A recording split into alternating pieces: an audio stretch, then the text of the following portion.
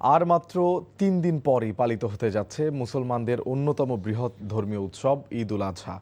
এরই মধ্যে প্রিয়জনের সাথে ঈদ উদযাপনে বাস, ট্রেন ও লঞ্চে করে ঢাকা ছাড়তে শুরু করেছেন নগরবাসী।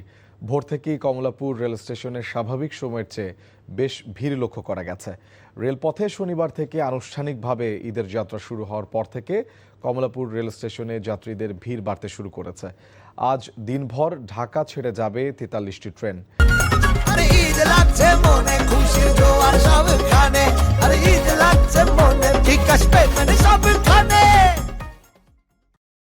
এবার ঈদে 10টি স্পেশাল ট্রেনের ব্যবস্থা করা হয়েছে, যা শুরু হচ্ছে আজ থেকে।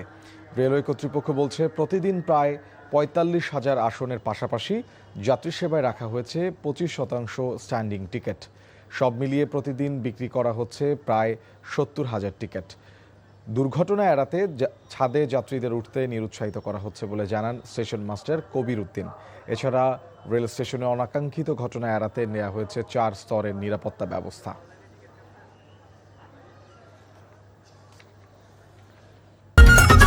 ঈদ লাগছে